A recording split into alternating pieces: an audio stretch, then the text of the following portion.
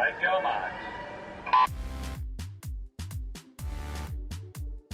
Hi, I'm Duncan Scott. I am Kira Toussaint. I'm Kyle Chalmers. Hi, this is Harriet West. Hi, this is Guido, and you are listening to the London Roar podcast. Hello and welcome to the second episode of the London Roar podcast, following on from a dominant victory by the Roar in their opening International Swimming League match. I'm Steve Buckley from poolboy.co.uk.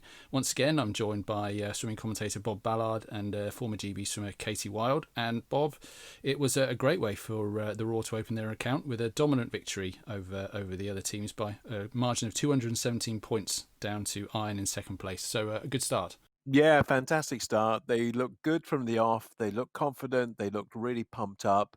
You can tell the team ethic is kicking in already, even with those who are slightly below the kind of standard they were looking for. I just thought it just looked good. Everything looked like it was falling into place really nicely, and that bodes well for what's to come in the next few weeks. Katie, they got off to a really strong start in the opening session, really set out their stall about how they were going to go about this match, but were also able to sort of ride out their weaker events in the middle, which was really important, covering up where maybe they had a few gaps. Yeah, I think there were a few concerns just because we're missing a few swimmers, the Bath contingent who've just arrived in Budapest. So I think it looked early on like we could have some weak spots that we might struggle to cover up. But I think, people were doing events that then it wouldn't necessarily normally do and doing some great performances in there, like Amy Wilmot coming in third, I think, in the 400 freestyle, which we wouldn't normally see her do. So a really great team effort. That fast start was led by Marie Wattel, who had a great meet. Couple of wins in the 100 fly, 200 free, third in the 100 free, contributed well to some relays as well. So a great opening competition for her. Yeah, she was really one of the names of the weekend, I think. She obviously got that initial win and then just seemed to be popping up everywhere. Such a solid team member and really, really versatile, which is great.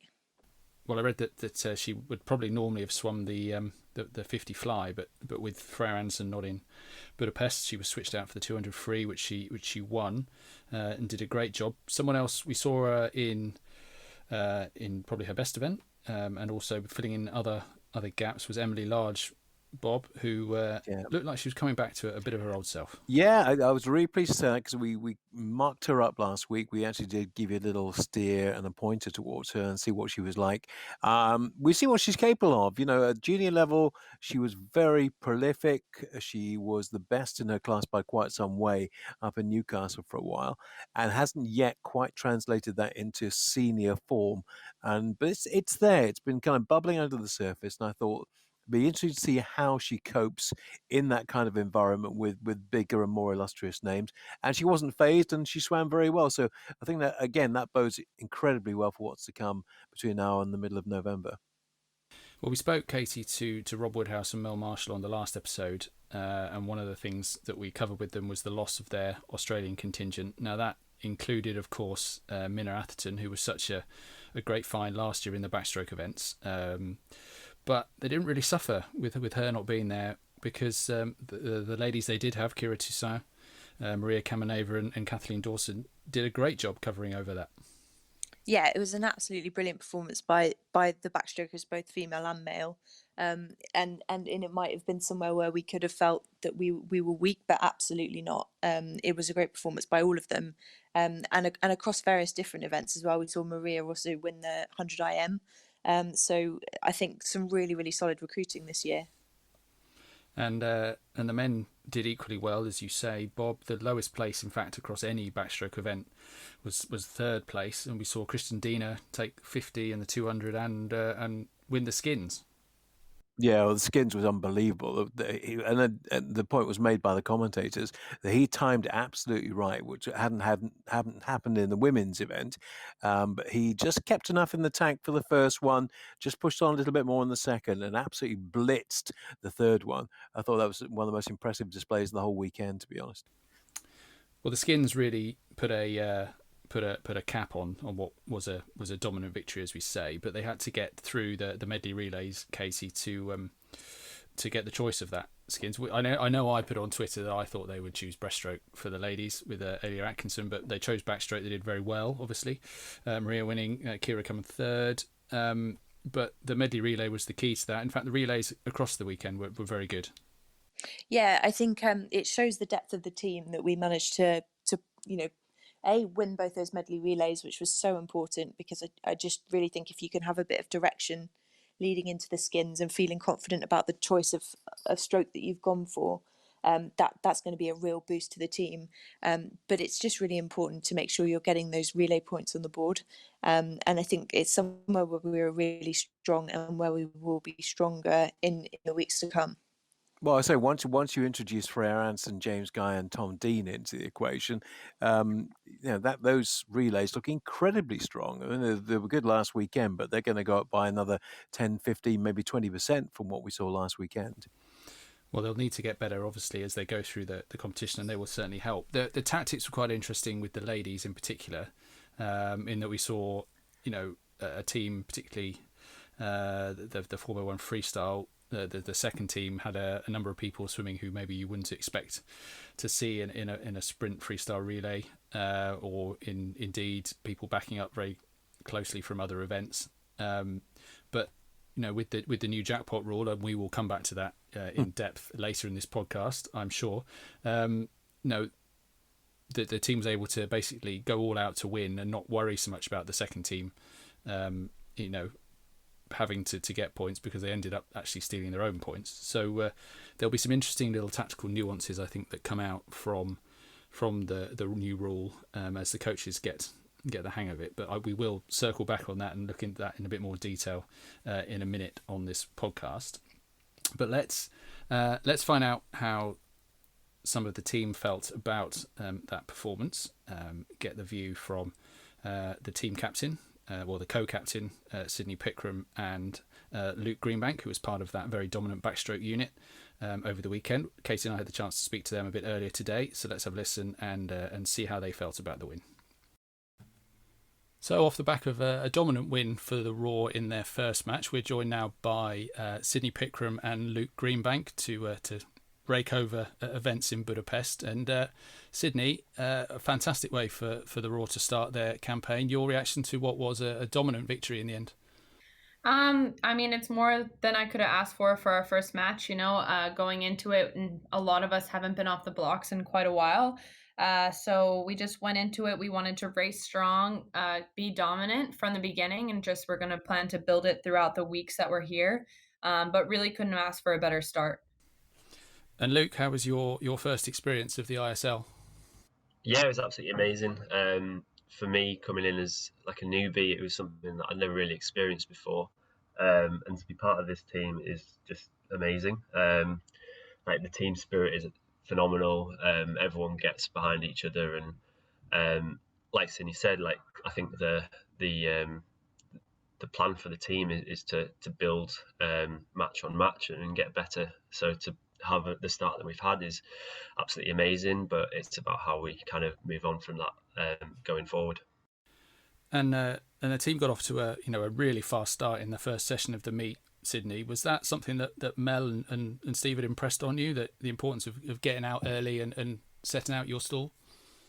Yeah, I think getting those first couple of wins and getting those fast times, it motivates everyone on the team. So if you get out to that strong start and then your team kind of can follow in those footsteps, so just carrying that momentum is definitely important from the get-go. And in terms of your personal performances, Luke, you posted a 150.9 in your 200 backs, not far off your PB at 150 flat.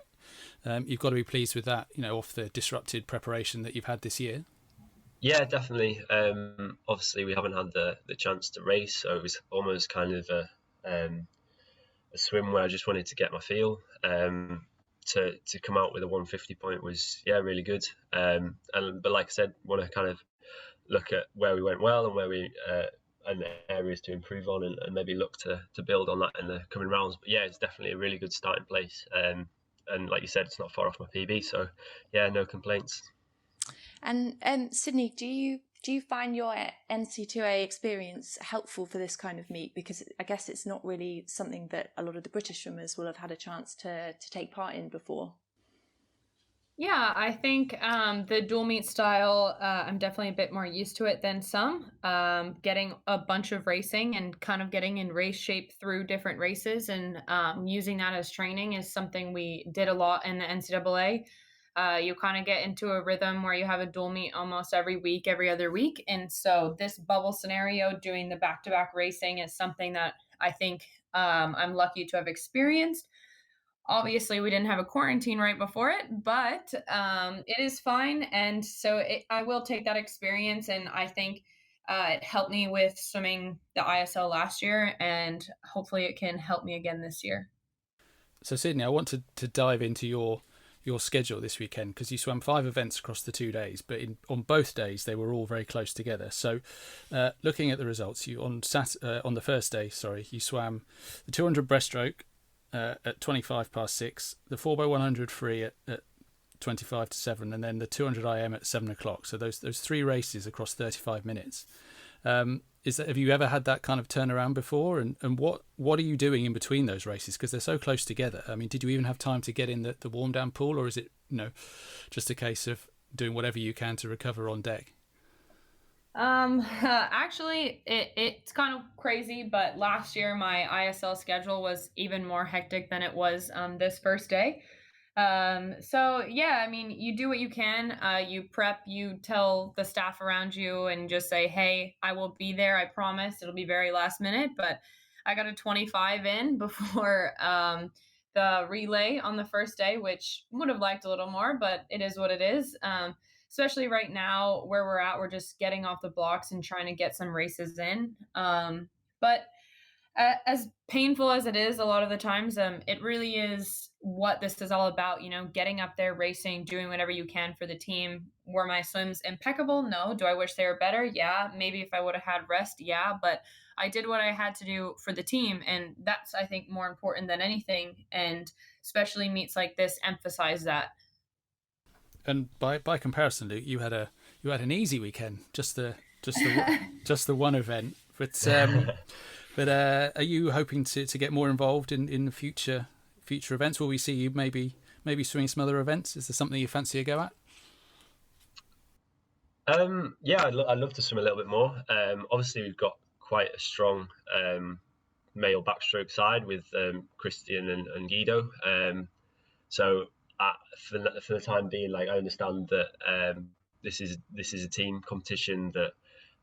And those guys are faster. It's maybe something that I've not really experienced before. But yeah, I'd love to have a go at 100 and maybe get a few more races in. But I think I've just got to kind of wait and see how things play out. And is there maybe an opportunity for me if we've got an easier round or stuff like that? So I think Mel will be on top of that. But at the moment, I'm just kind of happy to be here and racing. And to be putting down half decent 200 times. So yeah, that's my focus at the minute. But like I said, yeah, if that opportunity comes up, then I'd love to get a few more races in. And you mentioned you've got Christian Dina and Guido on the team there. Are you able to work with them much? Are there things you can learn from them, do you think? Yeah, absolutely. I've been doing a little bit of training with Christian this week, and his underwater work is phenomenal. Probably one of the best in the world, and he proved this weekend that he's one of the best short course backstrokers in the world. So, yeah, it's really good to have that kind of feedback,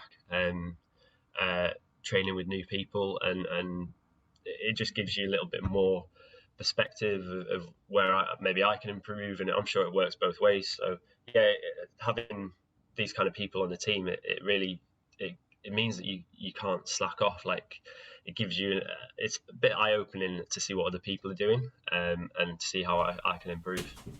And the question we all want to know is, have you been getting tips on your beard growing from Guido? He's got a much stronger beard than me. Yeah. Yeah, mine went this weekend. I think he managed to keep his and still swim pretty fast. So. We were all very impressed with his beard. It's yeah. a link to the whole. Sydney, we've mentioned the NC2As already. You're obviously in a role of co-captain for London this year, and you were captain at Texas A&M for the women's team year before. Has that experience been helpful in helping to bring a team together when you've got people coming back from last year, new people coming in from other teams, and people who are new to the ISL? Yeah, for sure. Kind of my first role in captain last year, it was actually the first match of the first ISL ever. And Rob kind of recruited me in that role because of my experience with A&M. It's definitely a bit different. I think it's quite a bit easier than rounding a bunch of college girls for sure. Everyone kind of has a professionalism in this sport already established, which is really fun to work with. It's really cool. Like Luke was saying, just like getting perspectives of different people's trainings. Luckily, we kind of added in a bit more of last year we had different captains per matches, which was really cool. And so we kind of adapted that too. And it's just a fun way to get to see different leadership styles. And I think that's what really brings London Roar so close together is everyone respects the level of professionalism that everyone brings to the table and everyone thrives off of it. There's, yes, obviously competition, but everyone shares each other's successes as much as their own, really, in London Roar. And I think that's one of the biggest aspects to it. And that's what I love so much about it. It was an easy choice when they asked for me back. And to be a captain of these people was more of an honor than anything. And I guess this leads us quite nicely on to our next question, because we were going to ask, given that there's now a team based in Canada, what was it about London Roar that kept you as part of this team? Because you obviously, being such a versatile swimmer, you'd be a massive asset to any team, and I'm sure there was quite a lot of competition this year. Yeah, it was definitely something I had to think about. It kind of from the beginning, Rob mentioned, he goes, I think there's going to be a Toronto team. We'd love to still have you. And I said, yeah, I loved every minute of it last year. It's really such a team to be a part of. It's really special. I've been a part of different teams throughout my life, and it really is something special. The leadership that Mel captivates and the management from Rob, it really is something else. And so when they asked me to come back, it was difficult because it is obviously something to represent your country. That's all we all strive to do every single summer and at those meets. And it's something so special, but the ISL gives you an opportunity that really opened my eyes in a lot of ways in swimming last year. The different perspectives, the things you can learn from people. And yeah, obviously being the only Canadian on the team this year and like coming back to that instead of going to more of a comfort zone, I think pushes my swimming and it changes it in the long run for the better. But yeah, me and Mel always say it, but London Roar till I die. Fantastic. If we just start looking forward a little bit then to the next couple of weeks and the next match. Luke, you've already spoken, and in fact both of you have said about building through each match and improving as the season goes on. Obviously, Luke, you'll get 4 of your British team teammates joining you for the next match from Bath. That's obviously going to help strengthen the depth in the team, and if nothing else, it might let Sydney off swimming the freestyle relays with Freya coming in. Do you think that'll make a big difference to the team? Yeah, definitely. I think the 4 that are coming in obviously have quite a big presence with I think Jimmy and Holly were on this team last year, so they're probably pretty well established. And then Dino and Freya have proved to be absolutely amazing swimmers over the past year or two. So yeah, that'll definitely add more strength and depth. And like you said, it'll probably mean that some people won't be as pushed as hard to maybe do extra events. So yeah, I think it's definitely going to be a big boost for us. So yeah, I think that's going to be something that's going to help us achieve that target of building through the meets as well. Then Sydney might get 75 metres of warm down in. You never know. So you're going into a bye week now, so you've got a week off from the matches. Is that affecting what the two of you are going to do in training? Do you think you'll head into some harder work for a week maybe before you get into that next match? I think it'll be a good block for everyone. I think we're all excited to get that first meet jitters, especially since it's been so long. But yeah, I think it'll be a good week of training, good week of bonding, and just will help us through the next 6 weeks to have this prep. I agree with Sydney. I think it's quite a good timing to get that first meet out of the way, and then maybe get our heads down for a couple of weeks. And like Sydney said, it's a good chance to bond and get some hard work done. So yeah. Man, you're all stuck in that bubble for that whole 2 weeks without a meet. How are you going to stay sane? How are you going to keep yourselves from going stir crazy? I think yeah, it's definitely, the bubble's a bit better than I was even expecting. I mean, we have good food, good hotels. We're able to get out and kind of walk around the island a little bit, which is nice. But yeah, doing a lot of team things that we can kind of staying a bit more quarantined together as a team. Doing those kind of things while we have this time off, getting plenty of rest, getting to watch some racing too, which will be nice. I think it's a really good situation for us, and the bubble is definitely something different in swimming that none of us have experienced, but I've had a pleasant experience with it so far. Good stuff, Luke. Are you going to get out and see a bit of Budapest, maybe? Yeah, well, I think we have to stay on the Margaret Island that we're staying on if we do go outside. But it's quite nice to walk around. Yeah, it's obviously not ideal, the whole situation, but it's the best that we're going to get at the minute, and it's certainly not having a negative impact on performance, as we can see from the weekend, that we have to kind of stay inside all the time, and socially distance from people. But yeah, I think they've handled it really well, and I think it's a long time to be in a bubble, but it's certainly manageable with this in the situation that we're in. You've talked about getting some team bonding in over the next week, but we wanted to explore how well you know each other already as a team. So we're going to play a little quiz with you in terms of finding out what you know about your Raw team members. So we have for you 5 facts, or are they all facts? Katie has been busy collating some facts about your team members and slotting in some made up facts about them as well. So this is a true or false game. The working title is Lion or Lying, but we're still working on that. So if you're listening and you have a better idea for a title, by all means get in touch and tell us what it is. But we will, as I say, read out 5 facts about your teammates. You have to decide between you if they are true or false. You may confer. This is a team game. So to get us started, I will hand you over to Quizmaster Katie. Okay, fact number 1. Obviously, as Steve says, you can confer, but this is probably slightly more directed at Sydney. So we spoke to your good friend and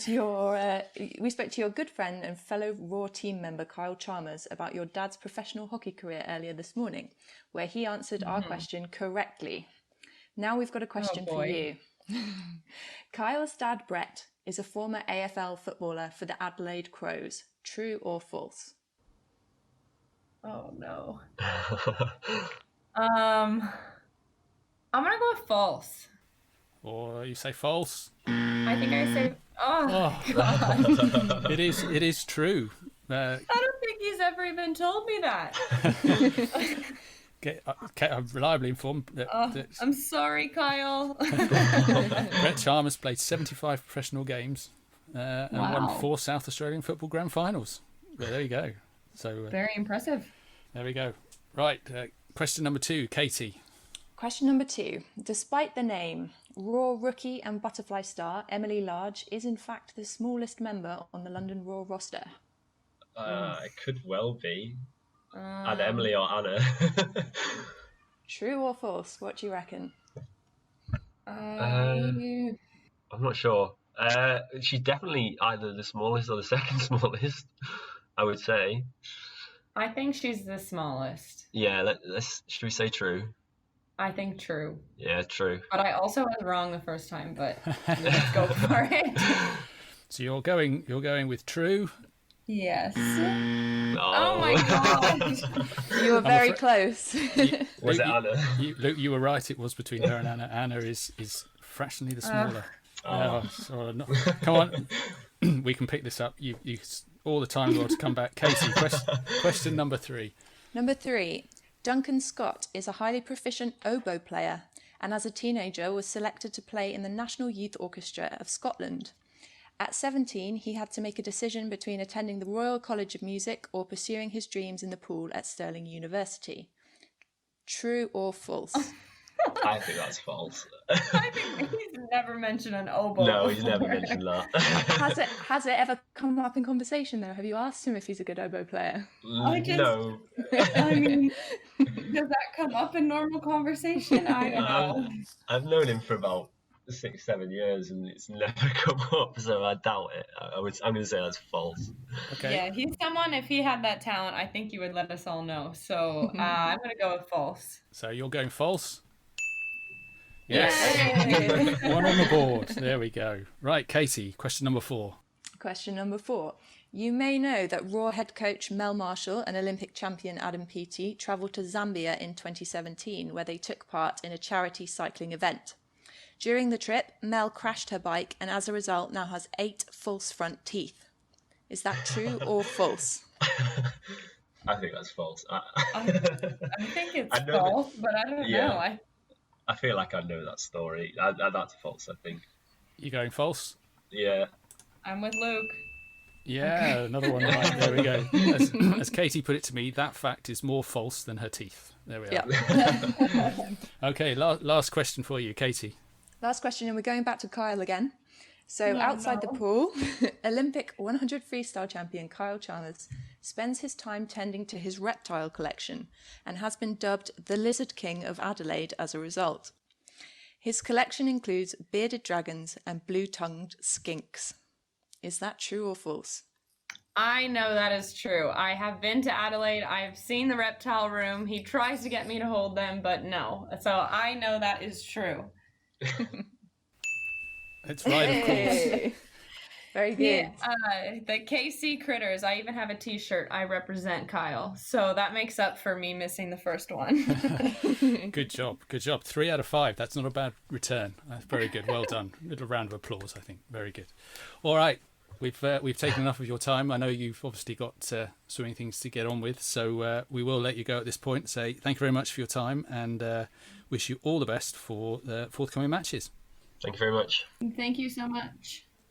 That was Sydney Pickrem and Luke Greenbank playing along with us and giving us their views on the match that took place the last couple of days.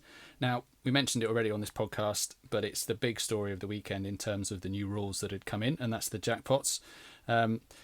Katie, did you before it started, were you clear on how it all worked? Did it go how you expected? I feel quite torn about it all, about the impact of it. Partly, I think it is exciting, but equally, it's one of those things that I think ultimately just makes the with the stealing of points and prize money, and is probably quite demoralising if you're someone who's sort of on the cusp of the team, come away from it really feeling that you're not contributing that much. Well, a few people did ask me on Twitter to try and explain what's going on, so I'm going to do my best now to explain how this works. So the league have published a number of jackpot times, so that's a time for every event, which is effectively a winning margin for each event. And if you win an event, anyone who is further than that margin behind you loses their points to the winner. So that means that the winner of the event can steal the points of everybody who finishes behind them, depending on how far ahead they swim. So it all sounds very simple, but let's run through a quick example. I hope Bob, Katie, you've got your calculators ready to help work this out. But if we take one example from the Raw match, in fact the first event, Marie Wattell's 100 fly, she was the winner of that in 56.45 seconds, quite a way ahead of second, as it turned out. But the jackpot time, or the margin, for 100 fly ladies is 2.2 seconds. So that means that anyone who finishes more than 2.2 seconds behind Marie loses their points to London Raw. And in this case, 56.45 plus 2.2 is 58.65. Now, down in 6th place, Leah Gingrich from DC Trident finished in 58.66. So she would have scored 3 points, and those behind are 2 and 1. But because they were more than 2.2 seconds behind Marie in first place, they lose their points to the Raw. So Marie, who's the winner, scores 9 for the win, plus 3, plus 2, plus 1, which are the points stolen from 6th, 7th and 8th. And Raw take 15 points from that victory. So, all clear, isn't it? Really clear. I'm speechless. I don't know who came up with this. I really don't know who came up with this. Now, bear in mind at the inception of the ISL, the whole raison d'etre of the ISL was about racing. We were told, I was told, when I did the interviews, when it started, it's not about times. It's about racing. Times immaterial. The winning time, yes, but we're not interested in times. It's about the racing. So we've flipped this. It's all about times now. It's not about the racing. It's about times. So I don't get that. You basically, the premise of the ISL was to have racing. It's all about the racing. Now times are the biggest factor. I think there is something exciting about it to watch. I am a self identified swimming nerd, and I like times. So that's the problem that I have with the ISL. I can never, I don't think publishing times makes it any less accessible to to people who are not swimming nerds like me. But I think you alienate swimming nerds by not publishing times. So I don't mind a rule that is time focused. I just don't really think you need it though. I think there's a real danger that you can make the ISL into a total gimmick, rather than just an exciting format. And I think overcomplicating it with a complicated rule like this has the potential to do that. But it's there. It can be exciting. It can be awful. Maybe that's its magic. I reckon we got to give it a little bit longer to see how it goes. But why is it going to change? If it doesn't work this weekend, why is it going to work right through the round by round? Look at the first round. Look at the first round, and Energy Standard defending champions. Really, I know they got beaten by a big margin, but that big margin was all down to Jackpot. Yeah, but that is exactly as you say, the first round with a new rule. I think it's quite interesting that I will be interested to watch Energy Standard's next round, following their first round defeat. I didn't at all anticipate that would be the result, but now people know how it works. They're going to have to change their tactics, and I'm quite interested to see how they do it going forward. But you're hearing the swimmers with the backlash about it already in the first weekend, saying it's unfair. Alia Atkinson said it was unfair, does she not? Yeah, but I don't think you'll find Caleb Dressel saying it's unfair. The ones who are sweeping it.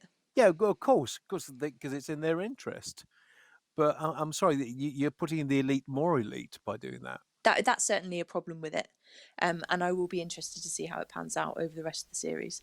Well, I think it's unlikely that we'll see it change, at least before the semi-finals. You'd think they would have to stay with the rules, and I rather suspect that we've got them for the rest of this season. So we'll have to learn to live with them. All right, so somebody has to come out and say it's not about racing anymore; it's about times, and change the whole edict of the ISL. I mean, I suppose to an extent it's still about racing. It's about it's about how dominant you can be. But they weren't going to show times at all. This is my point. On the first season, the big thing was we're not going to show times because times are irrelevant. Well, then now they become very relevant. In fact, they become the most important thing. It is true. It is a contradiction. It's not something we're going to solve on this podcast. I mean, I think we're stuck with it for the rest of this season. But it will be interesting to see if the backlash or the commentary continues, and whether ISL HQ will address it in some way, or whether it changes for next season. No, I would scrap it straight away. But you can't do it now because you already set a precedent with the first weekend. You can't do that. We will see how it pans out. We'll see how the tactics adapt to it. And maybe now people are getting the hang of it, the impact will be slightly less perhaps, but certainly something to keep an eye on, and definitely a talking point from the first two matches. Well, moving on, we did talk last week on the preview podcast about the impact of losing the Australian contingent on Roar's chances. We didn't want to lose them completely from this podcast though, so a bit earlier on today we had a chance to catch up with Kyle Chalmers, who would have been captain if he'd been in Budapest, and to get his reaction to the result in the first match. So we'll have a listen now, find out what his view was. The Roar from Offshore. Okay, Kyle Chalmers, welcome to the podcast. What did you make of the Roar's opening performance? Mate, I was blown away, to be honest, with the Roar's opening performance. To win the overall point score by 211 points is an unbelievable effort from the team. And to break the world record for the most points scored in an ISL match was just shows how deep our team really is. Obviously, having the Aussie guys withdrawn from the team, Rob Woodhouse, the GM, had to make a few last-minute additions, and the guys he's found's been amazing. And to put the team he has together, he deserves a massive applause and a lot of credit for what he's done. It was amazing. Obviously I didn't get to get up and watch it live this morning because obviously the time difference here in Australia is quite tough. But first thing I did when I woke up this morning was to check the results, and I was honestly just blown away with how much we actually won by in the end. It was amazing. What did you make of the swims in your pet events? The 100 free, 50 free.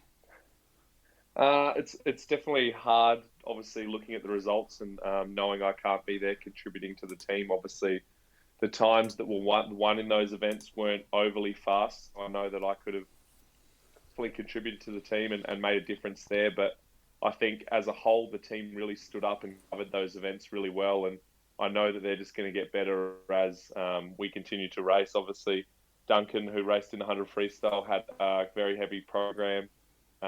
So, the 100, he wasn't as fast as he could be normally, but his 200 and the events that he swam were amazing. So you kind of have to take those things into account as well. So I think considering they did an amazing job, and it is definitely hard sitting back at home and checking the results and not being able to be there and contribute, like I said, but.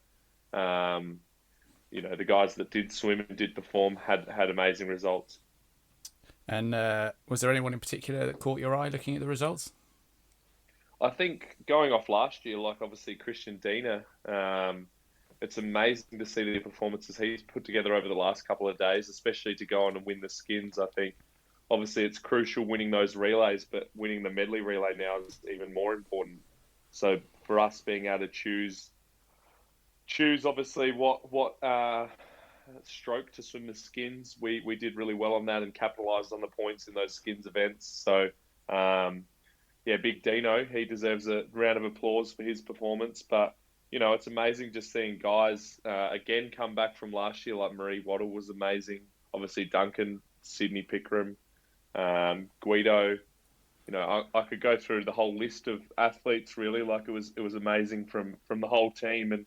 And then the addition of Kira Toussaint was great as well. She swam really well. So it's been very impressive being able to sit back and look at the results and see London Roar in the top few in every single event. So I'm definitely loving where the team's situated. And you mentioned the skins there. We have form stroke skins this year. Is that something you would have liked to get involved with? Would we have seen you swimming some other strokes maybe? I don't know if I would have been swimming other strokes. I think butterfly I might have been able to dabble in, but we're very lucky to have two amazing backstrokers, obviously, who got first and second in the men's. But even if we went to breaststroke, we've got obviously Adam Peaty, Kirill Pagoda, Matt Wilson would have been there. We've got a very deep team across every event, so we're very very fortunate in that way. And I think obviously it comes down to each meet will be different. I guess it depends how we match up with the other teams. But I guess if we can win that medley relay and be on the front foot and get to have our say in what we want in the skins, it's definitely beneficial for us. So Rob and the team did an amazing job of selecting the correct strokes and capitalising on those points there. And you've said a couple of times that it, you would have loved to have been there. I mean, how disappointed are you to have to watch from Australia? Shattered, mate. Obviously, I joined onto the Roar last year and I'd like to say, I've played a pretty big part in helping Rob with selecting the team. And obviously this year we had to make some tough decisions on letting people go. And then, I was actually named as the captain for this season as well. So for me, I've been preparing for the ISL pretty much since we finished up last year in Vegas and finished second, and very passionate about the team, even though obviously it's only season 2. I feel like I've been a part of the London Roar family for quite some time now and formed some amazingly close relationships with the athletes on the team, and obviously the coaching staff and Rob, and with the Olympics being cancelled this year, the ISL was definitely the light at the end of the tunnel. So to not be there competing with my teammates and the London Roar, it's been a massive challenge and probably a bit of a kick in the guts, really. Like we kind of have had that to work for, and to not be able to go has been really hard. But it's just another one of those things during coronavirus. It's been very unpredictable things, and I know that we'll be back there next year, and we'll be reinforced with our Aussie athletes again. And I know this year that they'll go very, very close to win. I believe in my mind that we will win. So I think it'll be great to be coming into a winning team next year and picking up where we left off. And as you said, you were named originally as captain of the team. If you were in Budapest, what would your message be for the team heading into their next match? I guess it's just teamwork, really, and doing what the team needs. It's not. I see ISL as not really as such an individual sport. It's more, contributing to where the team needs you to contribute. There's guys that are swimming events that they're obviously not overly comfortable in, but if the team needs them to fill in that spot, they're doing it. So it's all just doing the exact same stuff as they've done round one. It's that camaraderie they're going to build as a team and grow, and it's just swimming for each other and swimming for Rob, and the trust that he's installed in every one of those athletes he's handpicked. So, my job is kind of just getting around everyone and making sure everyone was happy, but making sure that our team culture was the best thing, because I think a successful team culture make the racing even faster and better. So, Kyle, as captain-elect for the Roar, we're going to see how well you can remember your teammates from last year with a bit of a true or false quiz. So we've got 5 facts, or maybe not facts, for you, which are true or false. So we will share these with you and you can tell us what you think. So, Katie, over to you. Right, question number 1. Roar co-captain Sydney Pickrem's father, Darren, was a professional ice hockey player with the Montreal Juniors. Is that true or false? True. Correct. He was. Very good. Very good. I was lucky enough, obviously, to spend a lot of time with Sydney. Sydney actually came out and stayed with me in Adelaide in January. So I feel like if I got that question wrong, it would be quite embarrassing. But but yeah, that I did have to think about it massively. Okay, question number 2 then. As you may know, James Guy is a keen fisherman. He currently holds the record for the UK's largest carp at 175 kilograms. Is that true or false? False. 2 out of 2. Another person I know very well. The record for a UK carp, I believe, is about 32 kilos. So clearly false. Very good. Right. Yeah. Number 3, Katie. Question number 3. Literally translated, breaststroke world record holder Kirill Prigoda's name means mighty goat. Is that true or false? Another one that I'm going to have to say true to, only because I think it sounds like a pretty outrageous thing not to be true. Oh, I'm so proud of my fact making up skills. That's amazing. I thought because of the story behind that it couldn't not be true. It had to be. But anyway. Well, with a caveat here is we don't actually know if it is false, but Katie did make it up this morning. I did make it up, but it could well be mighty go. I should probably do some translating. That's really impressive. We're going with false. Anyway, number 4. Adam Peaty's grandmother Mavis currently has more Twitter followers than London Roar. Is that true or false? I'm going to say true, but because London Roar have only been around for a year. That is true. So Mavis, famous grandmother of Adam Peaty, she has 5,908 Twitter followers of this morning, and the London Roar has 4,259. So that's good. I don't have Twitter, so I have no idea. I'm completely in the dark how Twitter actually works. So if you're listening and you don't follow London Roar on Twitter, you know what to do. So last fact, Katie. Final question. Had she been able to go to Budapest, your Australian teammate Kate Campbell would have been the tallest woman on the Roar roster. Is that true or false? True. Ooh. No. Ooh. Who would be taller? So Freya Anderson At 1 meter 91 Freya Anderson is 5 That's very centimeters impressive. taller than Kate Campbell at 1 meter 86. So Kate, That's amazing. I've spent a lot of time with Kate, and I've always known her to be quite a tall female. So haven't actually got to meet Freya just yet, but that's a very impressive thing to have as a female swimmer. yeah, they're both a lot taller than me, so I'm just impressed generally. Kyle, that is 3 out of 5. Very creditable score. Well done. Thanks, mate. Appreciate it. That was Kyle Chalmers, and one of the swimmers he picked up on was Duncan Scott, who was another impressive performer, particularly on the second day, where he took on the 100 free, 200 free, 400 IM triple in a little over an hour and a half. Which is that a set of events, Katie, you've ever swum? I don't think I've ever done a 400 IM. Don't think there's probably enough time in the world for me to do that. Anything that involves breaststroke is a no for me. But no, that was an incredible set of events to put together. And again, he was probably going to be one of the swimmers affected by a few absences this week. But, we saw him last year in the ISL picking up quite a heavy programme. But he's probably a victim of his own success a little bit in that he ends up having to do so much medley. But some great performances by him. And I certainly think, we have to keep reminding ourselves that these swimmers have had an incredibly disrupted year. And are performing in really strange circumstances. And I think a lot of them will be really, really chuffed with how they went this weekend. Well, he was third in the 100 free, fourth in the 400 IM, and won that 200 free. The disrupted preparation, obviously training in Scotland, he was out of the water for longer than many other people in the UK. They were slower to reopen their pools and let their swimmers back in. So it just shows what a talent he is, Bob. The talent just oozes out of that young man, doesn't he? And that's why when the next Olympics comes around, hopefully next year, I think we're going to see him at his absolute peak.